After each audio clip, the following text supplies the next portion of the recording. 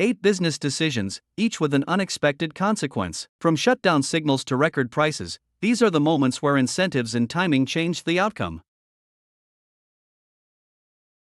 Star Channel disappeared with only about 3 hours warning, and cable offices had to react fast. In Atlantic Canada, the screens went dark almost overnight. It was a premium pay television channel in 4 Atlantic provinces, authorized to run beside the national service First Choice. The market was still new, and every subscriber mattered. The problem was the setup cost. In Halifax, expensive installations slowed growth, so the business stayed fragile even while Star Channel competed for subscribers. When the channel shut down, some cable companies chose a shortcut. They pirated a competitor's signal to keep service alive. It was a scramble, not a clean handoff. For customers, the result was a messy transition in a fragile pay TV market. A shutdown notice, a dark channel, and a workaround built from cable, connectors, and a locked equipment cabinet.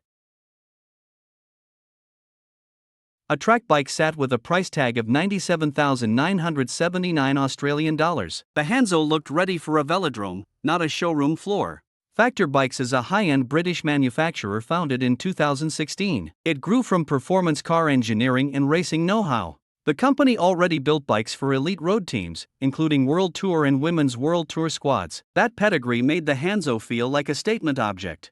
At that price, the bike was not behaving like a volume product. The number itself became the headline, pulling attention before anyone touched the frame. So the Hanzo landed as a luxury signal in carbon fiber. The bike became a showroom object, with the price tag doing the talking beside the frame.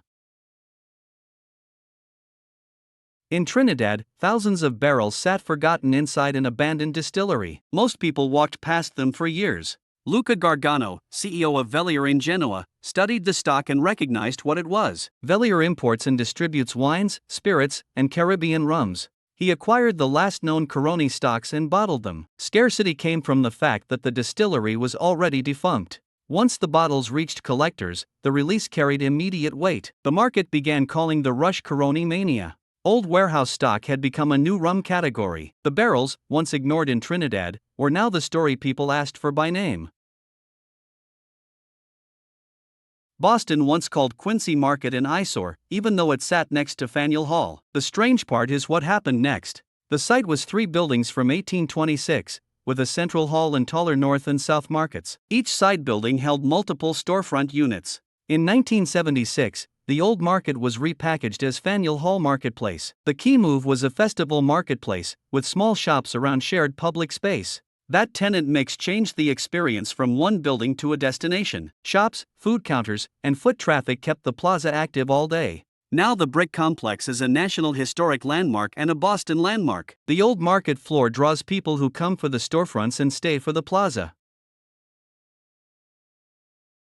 An entertainment lawyer became a star manager by backing David Bowie early. That move put Michael Littman on a very different path. Before management, Littman worked as an attorney for entertainers. He already knew contracts, schedules, and the pressure around a working artist. In the early 1970s, he stepped into Bowie's orbit and used that legal background as an opening. The attorney became a manager, not just a counselor. That Bowie connection became his breakthrough. After that, he managed George Michael, Matchbox 20, and Melissa Manchester across later career milestones. Littman's career stayed close to the backstage side of music. It began with one early opening and kept moving through artists, tours, and dressing rooms.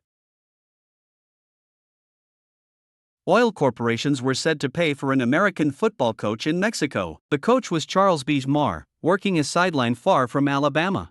Marr was not a local hire from nowhere. He had played for Alabama on the 1934 national championship team and earned third-team All-American honors. Later, he became head coach of Pumas CU in Mexico. The unusual part is the backing. Oil corporations were said to be funding the coaching role. That money could support a niche program that needed expertise and a recognizable football name. Sponsorship turned a coaching job into an organized cross-border arrangement. So the job was not just about one coach crossing borders. It was a sideline role held up by oil money, a practice field, and a program in Mexico.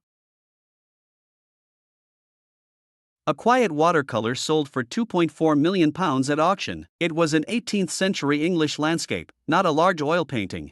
The painter was John Robert Cousins, an English watercolour artist. His career was brief, and he left relatively few works. Cousins used a very limited palette, mostly blues, grays, and greens. Simple compositions gave his landscapes a calm, spacious atmosphere. That rarity and reputation mattered at auction. Collectors were paying for a small body of work with a big influence on later painters. Thomas Girton and Jem. Turner studied his scenes when they were young, so a small sheet of paper carried a record price in Cousins' landscape legacy. A best-selling song can still leave its composer with very little money. Stephen Foster saw that happen with one of his biggest hits. Foster was an American composer of parlor and folk music. He had already written more than 200 songs when his name spread through the marketplace. The problem was not the tune alone. Many pirated publications circulated, so copies of the song moved without much payment reaching Foster. That meant the song could sell well in the marketplace while the composer earned far less than the sales implied. Popularity and income pulled in different directions. Foster wrote more than 200 songs, and many still sound familiar today, but the hit tune on the table was still leaking value through the paper copies. If you enjoyed these case studies, subscribe for more stories behind the numbers and the decisions, and tell us which one surprised you most.